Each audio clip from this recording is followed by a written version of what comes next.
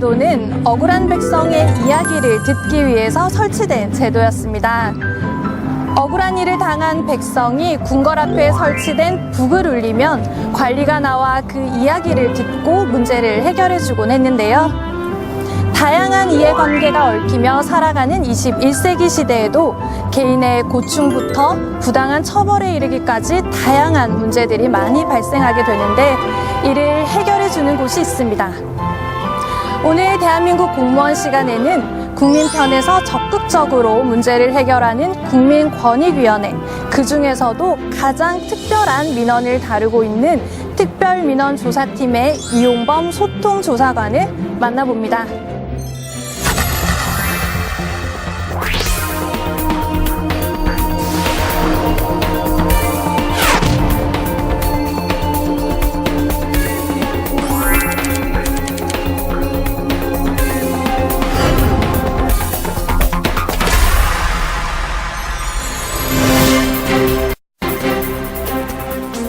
국민권익위원회의 이용범 소통조사관님 모시고 이야기 나눠보도록 하겠습니다. 안녕하십니까? 안녕하십니까? 반갑습니다. 네, 안녕하십니까? 지금 조사관님께서 근무하시는 곳이 국민권익위원회인데 국민권익위원회는 어떤 일을 하고 있는지 궁금합니다. 네, 국민권익위원회는 법률상 국민의 고충 처리와 이에 관련된 불합리한 행정제도를 개선하고 부패의 예방과 효율적인 규제를 통해서 국민들의 기본적 권리를 보호하고 그 행정의 적정성을 확보하며 나아가 법률, 그러니까 부패로부터 어떤 청렴한 공직관, 사회 아니면 청렴한 사회 풍토를 조성하는 근데 그 기여함을 목적으로 다 설치 운영하고 있습니다. 근데 제가 국민권익위원회에서 근무하면서 느낀 것은 우리나라가 갈등 공화국이라 할 정도로 갈등 관계가 굉장히 심각함을 볼 수 있습니다. UN 보고서에 의하면은 우리나라가 OECD 회원국 중에서 내전을 겪고 있는 터키를 제외하고 갈등 지수가 최고로 높다고라는 보고가 있었고요. 2010년도에 삼성경제연구원에 의하면은 우리나라 한 해 갈등 비용이 우리나라 국가 예산과 맞먹는다는 보고서가 있었습니다. 이와 같은 갈등 상황의 심각성으로 볼 때 우리 위원회는 우리나라의 갈등을 종합 관리하는 기관으로서 훌륭한 역할을 수행하고 있지 않나 이렇게 생각하고 있습니다. 그럼 갈등을 이제 중재하시는 역할들을 하시는데 그 갈등이라는 게 국가에 대한 갈등도 있을 수 있을 것이고 개인 간의 갈등도 있을 것 같은데 그럼 국민권익위원회에서는 개인과 국가의 어떤 갈등만을 중재하시는 건가요? 아니면 다른 영역도 같이 중재를 하시나요? 네. 우리 법률상에는 개인과 기업 같은 이런 갈등은 민형사적으로 다 해소할 수 있도록 법률적으로 할 수 있도록 되어 있기 때문에 엄밀하게 따지면은 우리 국민권익위원회는 기업이라든가 개인 간의 갈등은 좀 제한된다고 볼 수 있습니다. 근데 우리가 민원을 처리하다가 보니까 개인 간의 갈등 문제가 있는 거예요. 그러면 그거를 무시하지 않고 직접적으로 제3자가 개입되는 그 갈등을 직접적으로 해소한 경우도 적지 않다고 보기 때문에 전혀 무관하다고 생각하지는 않습니다. 네, 지금 조사관님께서 활동하시는 곳이 국민권익위원회의 특별민원조사팀이라고 들었는데요. 이 특별민원조사팀이 생겨난 이유가 있을 것 같은데요. 예, 우리가 특별민원조사팀이 생겨되기 이전에는 각각의 부서 조사관이 처음부터 끝까지 다 자기가 혼자서 담당을 했어요. 내가 처리한 민원이 악성 민원이 되고 특별민원이 되더라도 모든 걸 자기가 다 해결을 했어야만 됐죠. 그러다 보니까 특별민원인이 늘어났는데 모든 직원들이 거기에만 매달리니까 다른 사람들이 불특정 다수의 국민들을 위해서 일을 못하는 거예요. 행정이 낭비되다 보니까.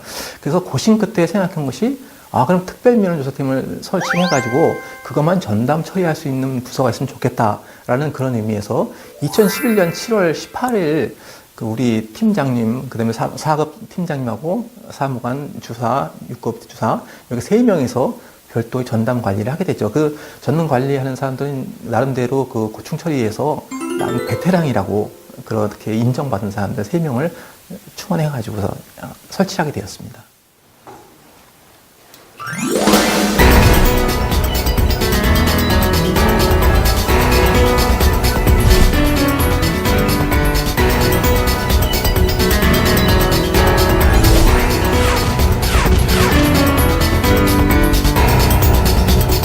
특별하다는 의미가 붙어 있는 걸 보면 뭔가 새로운 일을 하실 것 같은데 특별민원조사팀은 어떤 일을 하는 곳인가요? 네, 우리 특별민원조사팀은 우리 고충처리국에 분야별로 9개 민원 처리 부서가 있습니다. 예를 들자면 행정문화 교육민원과, 그 다음에 국방보건민원과, 경찰민원과, 뭐 도시수자민원과, 주택건축민원과 이런 식으로 각 분야별로 과가 있는데 9개의 과가 있어요.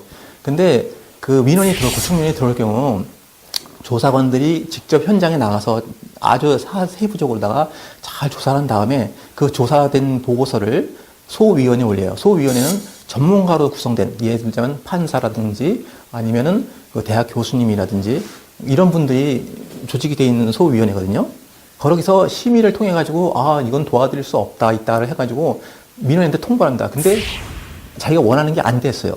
그럼에도 불구하고 절차와 규정을 다 잘 했음에도 불구하고 찾아와 가지고 계속 반복해서 민원을 제기한다든지, 반복 민원 제기뿐만이 아니라 칼을 들고 온다든지 아니면 고성, 요건, 뭐 고소 고발 그렇게 하면서 조사관들한테 많은 심적 부담을 주고 일을 못하게 하는 그런 사람들만 우리 위원회에서 우리 팀에서 전담받아서 전담 처리하고 있습니다.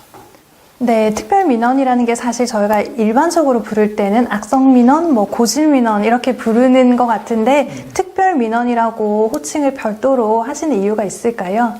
네, 일반적으로 외부에서는요, 외부 기관에서는 악성민원, 고질민원, 특이민원, 뭐 비이성직민원, 블랙민원 이런 식으로 이렇게 부정적인 의미를 사용을 하고 있습니다. 근데 우리 위원회는 우리나라 행정에서 최후의 보루인 기관이거든요. 맨 마지막 처리하는 데가 우리 위원회입니다. 근데 우리 위원회마저 이런 사람들 갖다가 악성민원, 고질민원에서 이거를 무시한다고 한다면 이 사람들이 갈 데가 없는 것입니다. 그렇기 때문에 저희 위원회 특별조사팀에서는 이 사람들을 악성 고질이라는 부정적인 의미가 아니라 좀 더 다른 사람과 달리 좀 더 관심과 배려가 필요한 민원이라는 차원에서 특별민원이라고 얘기를 하고 있습니다. 그러다 보니까 다른 데서 말하는 악성 고질 민원을 하면은 이 사람은 퇴치해야 될 민원이라고 생각할 수 있겠지만 우리 차원에서는 조금 더 어떻게든지 더 가까이 다가갈 수 있도록 따뜻한 배려와 보살핌이 필요하다는 이런 생각을 가지고 있고, 그러다 보면 내 행동이 바뀌는 겁니다. 그 사람이 오면은 좀 더 반갑게 맞아줄 수가 있고 잘 들어줄 수가 있고, 그러므로 인해 가지고 그 사람의 감동을 시켜가지고 그 사람들이 이 감정을 풀어내는 그런 경우가 굉장히 많더라고요. 그럼 지금 특별민원조사팀이 인원이 어느 정도 되세요? 그 다양한 특히나 좀 고질화된 민원들을 다루실 만한 여력이 되시는 건가요? 근데 어떻게 생각하면은 많고 어떻게 생각하면 적다 그랬는데 우리가 지금 3명이 있거든요.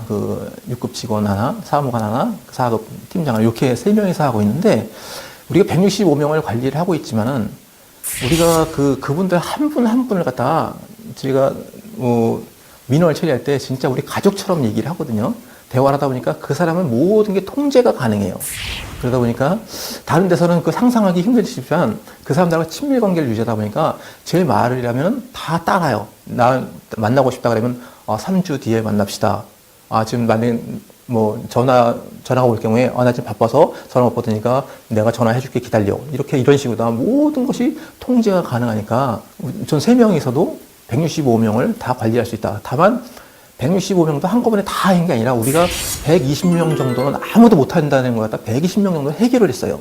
그러다 보니까 우리 인원 3명에서 이거를 잘 관리하고 있다고 볼 수 있습니다. 네, 보다 많은 배려와 관심이 필요한 게 특별민원이다 이렇게 설명해 주셨는데요. 그럼 이 특별민원조사팀 같은 경우는 다른 기관의 민원을 제시했다가 하다 안 돼서 여기까지 온 경우가 될 텐데 그 숫자가 어느 정도 될까요? 현재 우리가 관리하고 있는 숫자는 165명입니다. 특별민원이 165명이고요.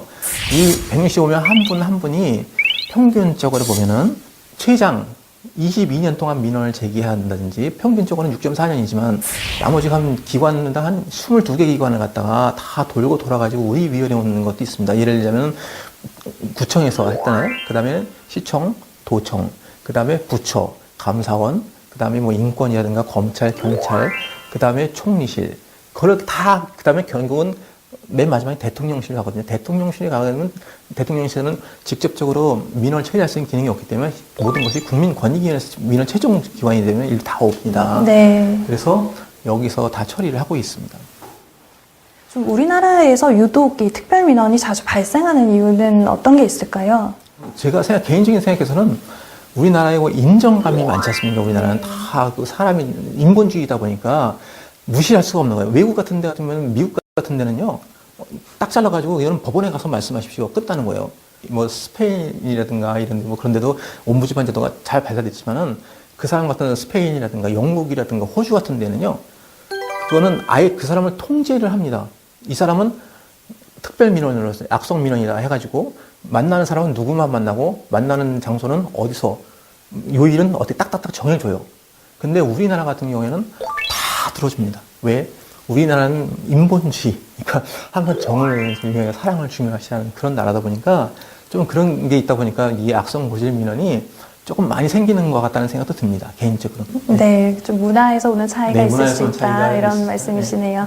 네, 미리 좀 예방할 수 있으면 사실 좋긴 한데 아까 말씀하신 것처럼 진짜 칼을 들고 온다든지 뭐 가스로 폭발시킨다고 한다든지 이런 상황이 되면 공무원들은 사실 일단 겁에 질리기 때문에 어떻게 대처를 해야 될지 잘 모르는 경우가 그렇죠, 많거든요. 그렇죠. 그런 상황에서 좀 대처할 수 있는 노하우 같은 게 있을까요? 그래서 제가 한번 그 사례를 한번 제 칼을 갖다 들릴 땐 사례를 갖다가 제가 어떻게 해결했는지 그걸 한번 예를 들어서 말씀드려볼게요. 네. 개인적으로 아까 저는 뭐 모든 민원은 삼촌 이내 친족하예요. 삼촌 이내. 네. 저는 전화 받을 때도 뭐 선생님 이런 거 없습니다. 거의. 선생님 이런 거 없고 진짜 선생님이라고 하는데 선생님이라는데 저 같은 경우는 삼촌이기 때문에 뭐 작은아버지, 작은어머니, 어머니, 아버지, 동생, 누나, 막 이모, 고모 뭐 이런 식으로 다 호칭을 하거든요. 근데 제가 칼 빼고 그분도 그 67세 되신 분인데 네. 그분도 제가 형이라고 그래요. 형님이라고 그러거든요. 근데 화가 나가지고 칼을 뺐어요. 그랬더니 네. 제가 딱 칼을 모는 순간에 네. 제가 당황하겠습니까? 전혀 당황하지 않습니다. 좋아. 형, 잠깐만 기다려봐. 그 칼로 나를 찔렀다고 생각해. 자, 지금부터 날 찔렀어. 찌르면 어떤 상황이 벌어지나 봐. 생각해봐. 첫 번째 뭐냐면, 나는 형님을 갖다가 다른 공무원들은 아무도 형님을 갖다가 뭐 사람 취급도 안 하고 막 이런 식으로 했다고 나한테 얘기를 했잖아. 근데 나는 이 바쁜 와중에 형님은 4번이나 찾아왔어. 형님한테 뭔가 도움을 주기 위해서. 그런데 나를 죽이면은 이 세상에서 형님을 도와준 사람은 한 사람도 없을 거야, 아마. 그러니까 첫 번째. 두 번째 문제는 형님 내 동생이잖아. 내가 동생이지. 그럼 우리 가족은 어떡할 거야? 내가 죽이면 우리 가족은 형님이 책임져. 알았지? 좋아. 그리고 세 번째 뭐냐면 형님이 진짜 나한테 민원을 제기하면서 죽이려 하는 그런 공무원들, 그 사람들은 형님이 날 찔러가지고 깜빵을 갖다 영원히 갈 텐데, 아니면 사형이나 깜빵을 영원히 갈 텐데, 누가 제일 좋아할 것 같아? 형님이 제일 싫어하는 사람이 제일 좋아할 거야, 아마. 그런데 날 찔른다 그러면, 좋아. 한번 찔러봐. 나 찔러. 네. 화가 나요. 네. 그렇게 찔르니까 할 말이 없잖아요. 내 말 다 맞잖아요. 네. 근데 내가 그렇게 당황하지 않았던 이유는 그 사람한테 그만큼 친절과 배려를 베풀었기 때문에 신뢰 관계가 쌓았기 때문에 그런 게 가능하거든요. 그렇기 때문에 항상 우리가 악성 고질 민원을 대할 때는 악성 고질이 아니라 뭔가 도와주려고 하는 그런 마음은 꼭 있어야 되고 친밀감을 조성해야 된다. 신뢰 관계를 조성해야만이 이런 이런 사고도 미연에 방지할 수 있다. 저는 이렇게 보고 있습니다. 개인적으로 조사님의 그 배포가 정말 크신 것 같아요. 사실 아무리 말씀을 이렇게 하시지만 실제로 칼을 들고 찾아오는 민원인을 그렇게 설득시키기가 쉽지는 않을 것 같거든요. 네. 그게 이제 다양한 민원들을 좀 다루시면서 좀 그런 감정 컨트롤 같은 걸 좀 많이 연습이 되셔서 그런 건가요? 감정 컨트롤이기보다도 진짜 나의 형님이다 생각을 해요. 진짜 내가 가장 친한 친구, 정말 친한 진심으로, 분이고. 네. 근데 이 사람한테는 진짜 새로운 삶을 갖다가 매일 민원을 제기하면서 자기 삶이 없어요. 그 다음에 친구들도 없고 완전히 외톨이에요. 네. 왜냐하면 다 쌈분이니까 뭐 하나 하면 막 싸움만 하니까 싫은 소리만 하니까 친구도 없고 동료도 없고 가족도 없는 거예요. 너무 불쌍하죠. 그런 사람들한테는 제가 친구가 돼줄 수 있고, 그다음에 뭔가 나를 위해서 도와줄 수 있는 사람 한 사람이 있어야 되지 않겠냐. 네. 내가 그 사람이 한번 돼보자. 이런 마음을 가져보니까 그게 어렵지 않더라고요. 그 마음만 가지니까 그렇게 되더라고요. 그래서 참 이런 것이 참 민원을 해결하는데 참 중요한 것이 아닌가 생각이 듭니다.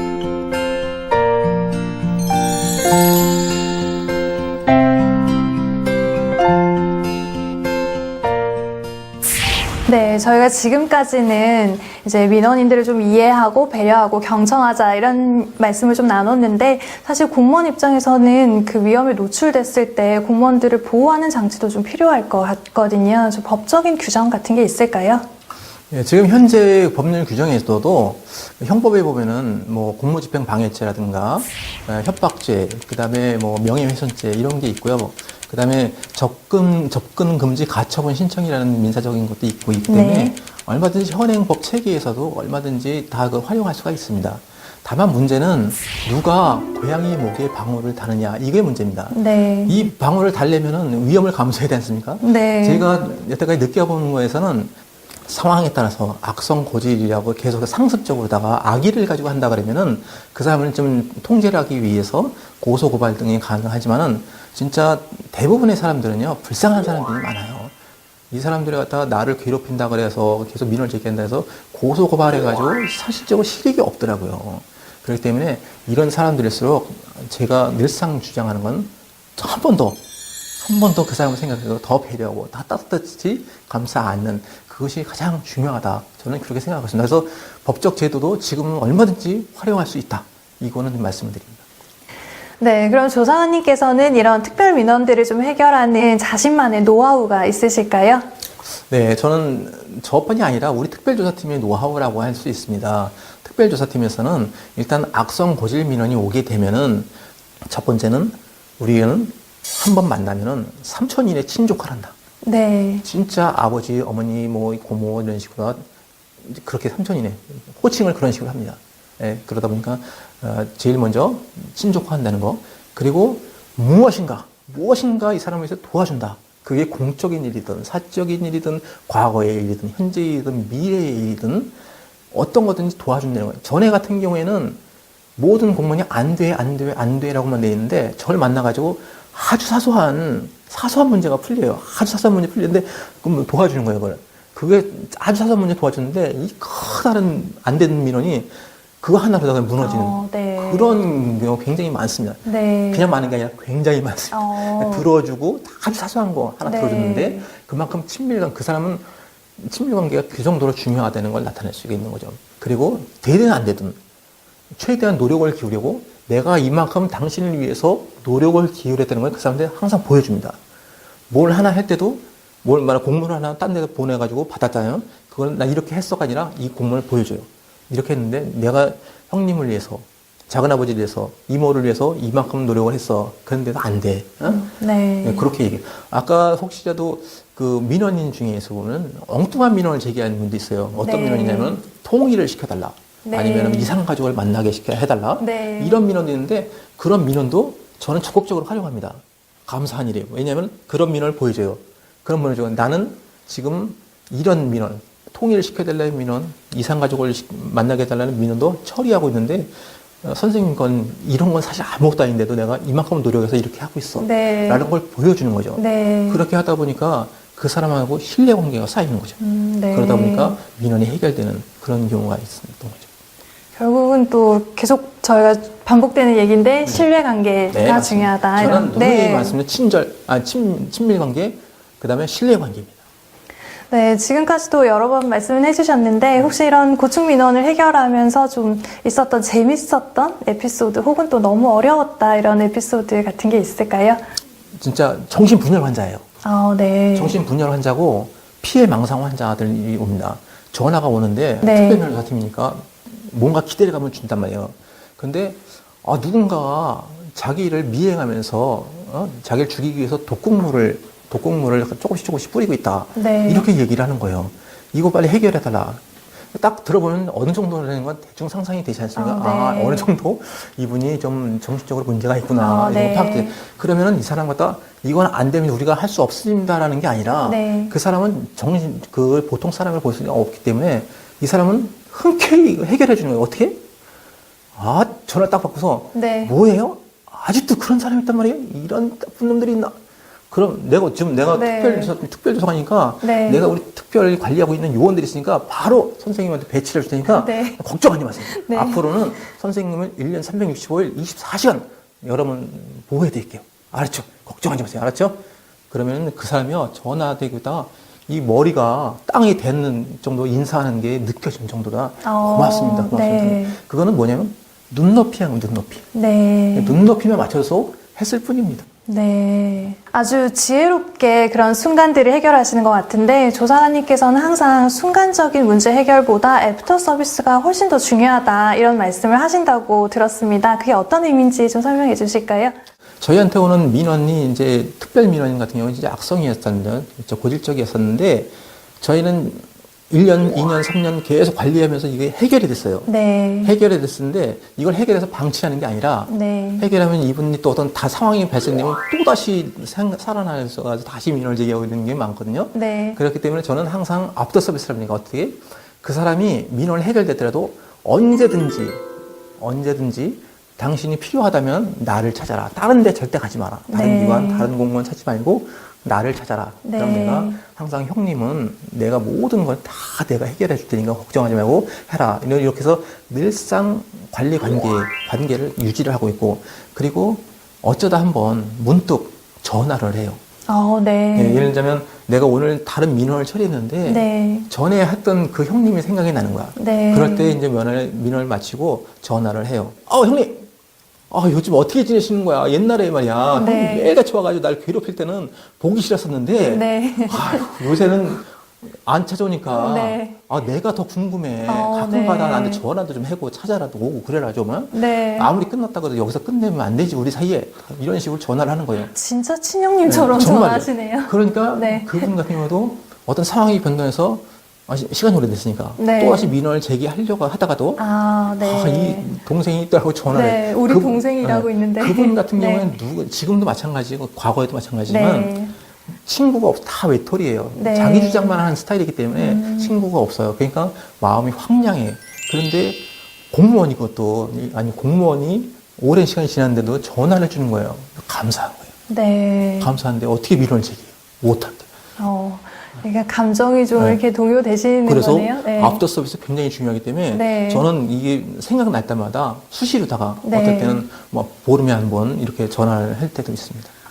그래서 저희가 그 촬영 전에 네. 그 조사관님 업무 수첩을 한번 네. 봤는데 네. 정말 빼곡히 이거 많이 적어 놓으셨더라고요.